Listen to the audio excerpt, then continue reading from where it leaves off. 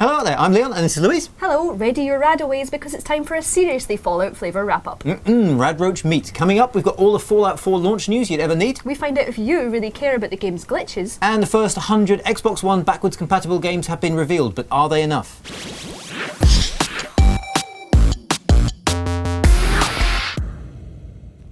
It's here! Yep, Fallout 4 has finally arrived and plenty of you... I made a noise. No. Oh, bollocks. No. Yep, Fallout 4 has finally arrived and clearly plenty of you had the day marked in your calendar because in a very scientific poll we discovered that over half of you had booked a day off in preparation. And if you did, Bethesda's Pete Hines had you covered with a sick note. Yeah, I don't think BYOC is medically accredited. Someone around here has reviewed it and quite liked it. Oh yeah, the full review is on the site, but it's absolutely 5 stars, Game of the Year material. I'm 90 hours in and it's still amazing. However, it's considerably more amazing if the robot Codsworth says your name. Yep, 1,000 names were recorded to use in-game, and if you're one of the lucky ones, hearing him say it is just amazing. Mr. Leon, welcome back, sir. For some, if you have a really unusual name like Louise, Yeah, I mean, who's good? Oh, yeah. then you get a pretty perfunctory sir or ma'am. And a few have been put out because while some ordinary names were missed out, pop culture stuff like Mulder and Scully, Katniss and even Snake Plissken made the cut. Fuckface. They have fuckface, but not Louise. In other news, You can start earning credits now before the release of Star Wars Battlefront with the official app on iOS and Android. a new badge arcade game from Nintendo will let you decorate your 3DS screen if you win at microtransaction-packed crane games. And it turns out that we missed out on a non-Lego Jurassic World game from City of Heroes developer Cryptic Studios. Unfortunately, it's now extinct.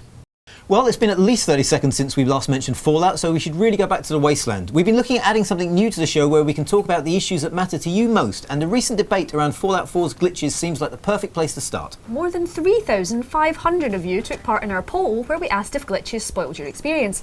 And in better statistics than all shampoo and makeup ads put together, 83% said they don't give a flying feral ghoul.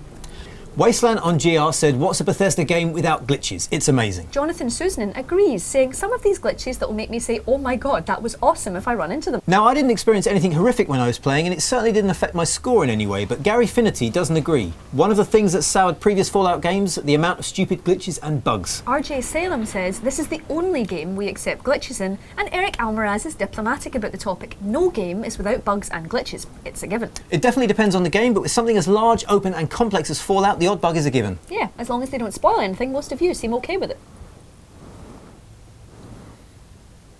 In some non-Fallout news, we now have our first 104 Xbox One backwards compatible games.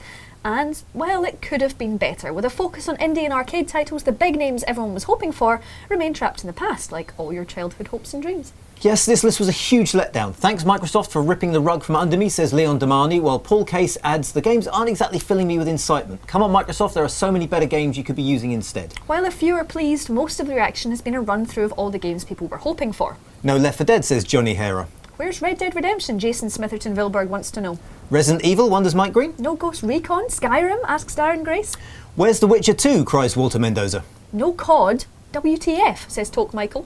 So, yeah, most of the big names are missing, but if you think about it, it makes sense. Xbox One isn't using backwards compatibility in the truest sense, rather re-engineering individual titles, which is why you can't just play an old disc. And I'd imagine most companies would rather bundle up their old games in a nicely priced HD collection or compilation instead of giving them away for free. And with all future 360 games with gold promised to be backwards compatible from here on in, we'll soon find out if any of those big names that people actually want will make an appearance. Well, that's it for this week's show. Join us next time for some more Fallout? I think we've done enough. Oh. Maybe a little.